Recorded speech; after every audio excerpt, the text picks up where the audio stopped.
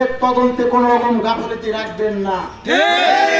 যদি গাফিলতি পাই আপনাদের কাউকে কিন্তু ছাড় দেওয়া হবে না। আপনারা ভুলে গেলে চলবে না। 5ই আগস্টের পর 5ই আগস্টের আগে আপনাদের জনগণ কিভাবে দেখতো, আপনারা কিন্তু জনগণের ওই জায়গাটা এখনো ফিরে পাননি। আপনাদের তদন্তে যেন কোন রকম গাফিলতি না দেখি।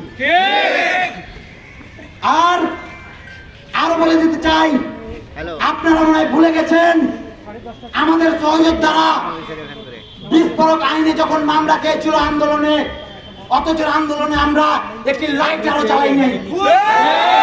ওই মামলায় 5ই আগস্টের পর এই আওয়ামী দোসররা আমাদের জামিন দিতে ঘুরিয়েছে আর ঘুরিয়েছে, আমরা ঘুরতেই থেকেছি আদালত চত্বরে। আপনারা আমাদেরকে তখন যদি জামিন দিতে ঘুরাতে থাকেন